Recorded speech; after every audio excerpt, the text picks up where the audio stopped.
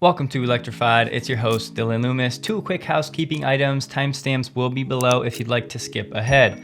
First, thank you for your patience last week. It was an odd week for me, to say the least. Wasn't feeling great, so thank you for your patience and bearing with me through those last few episodes. And two, to any of you out there that might be doubting your Christian faith, or to those of you that might be genuinely open to exploring Jesus and Christianity, please feel free to shoot me an email anytime. I want to be a safe space where you can bring doubts, questions, and concerns.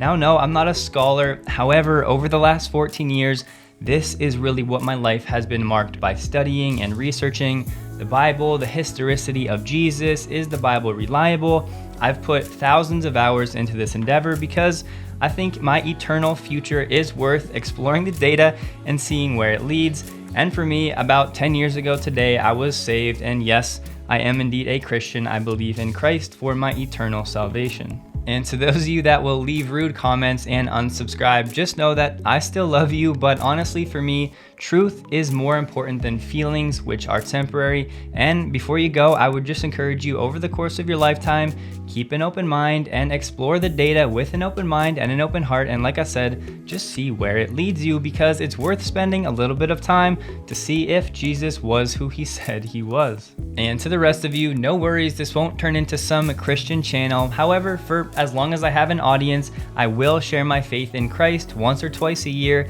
if for no other reason than to be an open point of contact and a safe space for at least a few of you to explore your own faith. With that said, I do love you guys, and let's get into the news. First up today, we get some fun statistics about Tesla from Bloomberg. Among the 10 largest publicly traded companies, Tesla is number one in growth the past decade, with revenue increasing more than 260-fold to $53.8 billion. Number one over the past year, with sales surging 71%.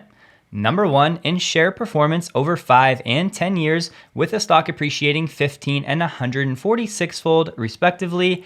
And number one in employment by more than quintupling its workforce since 2016. Now, to be fair, most of the other top 10 companies are more mature with higher revenue bases, so it's easier for Tesla to outcompete in terms of growth metrics. However, they're still fun numbers to read. And we've talked about this before, but of the 6 companies with over a $1 trillion market cap right now, Tesla achieved it in the shortest amount of time. It took them 11 years. Facebook did it in 9, but they're no longer valued at over $1 trillion. Compared to some of the others, Apple 38 years, Microsoft 33, Google 16, Amazon 23. And once again, just to be fair, the markets in which these other companies went through to reach their $1 trillion valuation were indeed very different than Tesla's, as Tesla's only covers the last 11 years. Here we get a reminder that Texas is going to have a love-hate relationship with Tesla. A while ago, Tesla applied to receive funding from one of Texas's environmental quality boards. Fast forward to the present, and we learn that Tesla did not get the funding. However, they were only asking for $30,000 per charger, when most of the other organizations were requesting the max, or $150,000 per charger. So given that the Texas Environmental Quality Board chose these other companies, they could have installed up to 700 chargers going with Tesla. Now they're only going to reportedly install about 170. Not entirely sure what's going on here, but it is what it is. Tesla with a new job posting in Toronto: Senior Policy Associate, Critical Minerals and Supply Chain. Will focus on global battery minerals and responsible sourcing policy. Things that you love to see. Here we have some unwelcome news for people planning to lease a Tesla. However, this really is a no-brainer from Tesla's perspective. On Tesla's lease and options page, under Purchase Your Tesla as an option, the eligibility is changed. All Tesla vehicles delivered on or after April 15th of this year are not eligible for purchase. Previously, this was an option, but only for S and X vehicles. Now, no Tesla vehicles after this date are eligible for repurchase. So what's the obvious reason from Tesla's perspective to take away this option for the customer? Well, before we talked about Tesla's resale value guarantees with leased vehicles. Let's say you lease a Model X and the purchase price is $100,000. Well, the resale value guarantee historically has been anywhere between 50 and 70%. Let's just say 60%, so $60,000 that Tesla will promise the lessee or the customer that, hey, at the end of your lease in 3 years, we'll guarantee you that this car is worth $60,000, so you have the option to buy it at that price, regardless of what the market price actually is. And given what we know about used car prices, especially Teslas, most of the time right now, their actual market value is much closer to the retail price of the cars. So a lot of these customers on those leases will buy the cars at the resale value guarantee and then sell them on the open market and put in the pocket whatever the profit is, say $30,000 or $40,000. Not that much after fees, and in reality, however, you get the point. So with Tesla taking away this option, now they're going to have those cars back and they'll have the option to either resell or, yes, to keep the cars for a future robotaxi fleet. Either way, it gives Tesla more optionality and avoids customers pocketing this huge profit differential playing the arbitrage game. However, a crucial point I need to be clear on here, this is for new leases only. So if you already have a lease with Tesla and you have an S and X and you had that option in your contract, that won't be changing. This is just for new leased vehicles after that date, April 15th. A quick update from Alex Potter at Piper Sandler, dropping his Tesla price target from $1,350 down to $1,260, mostly because of the Shanghai shutdowns, but he also mentioned something that we talked about last week. Right here, our price target is now $1,260, mainly due to a higher WACC or a weighted average cost of capital. It's now 12% up from 11.5. So a 50 basis point change in their WACC resulted in a $90 price target differential. Once again, we talked about this last week in that video on inflation. And I received a fair amount of pushback on that video, but all emotion aside, there is no arguing that inflation and higher interest rates have a huge impact on Tesla.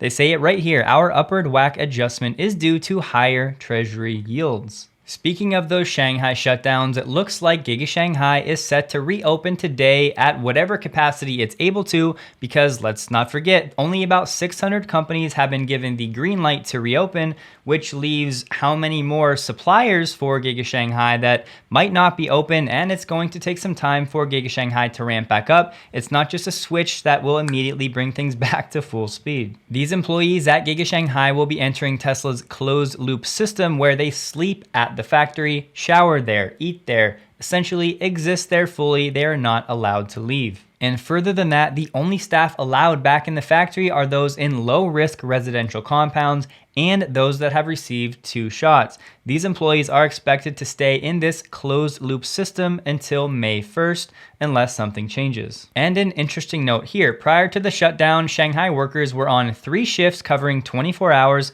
7 days a week. Staff would work 4 days on and then have 2 days off. Now they're being asked to work 12 hours a day, 6 days straight with 1 day off. Strictly from a human perspective, just a reminder, there are prices to be paid for Tesla to achieve what it's actually achieving. Not that I'm saying it's a bad thing, just something to remember. I'd imagine you've seen this by now, but if you haven't, Tesla is now no longer including the mobile charger with a Tesla purchase.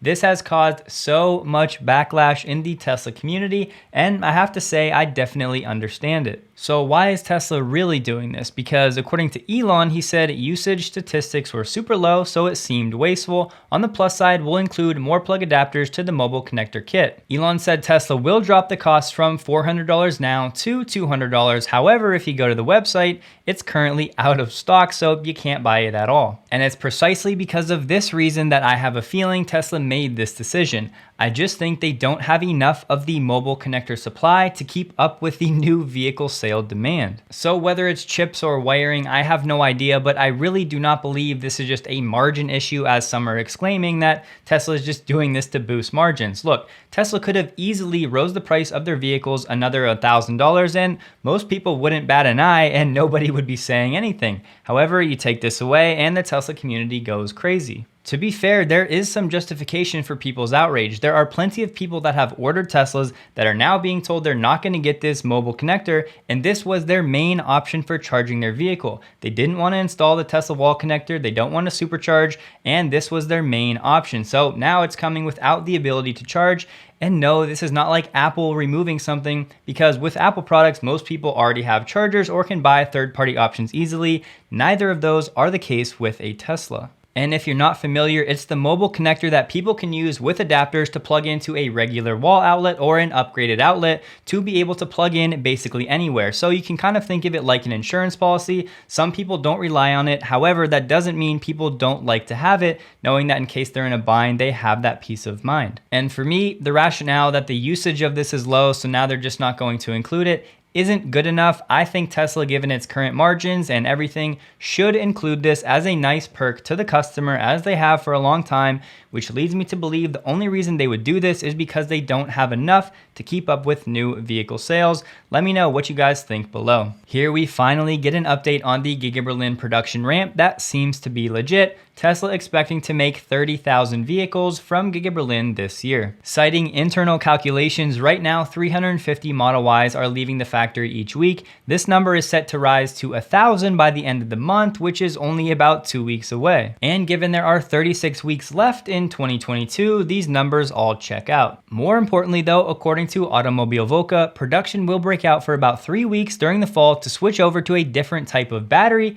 capable of delivering a longer driving range, speaking of 4680s. And this last line is what I'm most interested in hearing more about. Initial feedback from customers also indicated some quality issues with production. Now, to what extent or how many, I have no idea, but this is what I would really like to know. We're expecting that micron precision to come from this new factory, but with any product launch, especially with new parts, you're going to undoubtedly have some issues as you work things out and get things tuned. Over the weekend, Ted released another video with Chris Anderson and Elon Musk, and it was a great conversation. I think Chris did a very good job of leading the conversation. However, I'm not going to deal with those copyright issues again. I have taken a bunch of notes. They're on the screen for you. Go ahead and pause and read through if you would like. I will include the full video linked below. This is a matter I'm not going to get into because at this point it's just an Elon said and SEC said type of event. There is a trial date set for May 31st of this year, so we'll see how it shakes out. However, it is disheartening that this stuff keeps going on because in that TED interview, Elon said as a public company, they're